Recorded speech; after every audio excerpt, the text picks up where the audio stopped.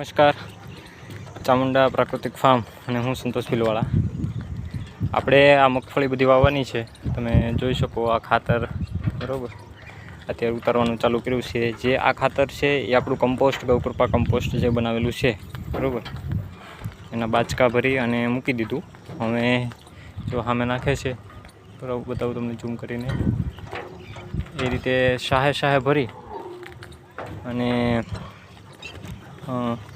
પછી આને અત્યારે ઉનાળો છે એટલે આ જ્યારે ભરી લેશું અડધું એટલે એની માથે પાછો હમા રાખી નાખવાનો, શાહ ઢાંકી દેવાના. માથે ધૂળ વળી જાય એટલે શું કહેવાય કે આપણું ખાતર ખરાબ ન થાય. જોઈ શકો તમે મજૂર છે અને આપણે સાથે ઘરના પણ એમાં લાગેલા છે.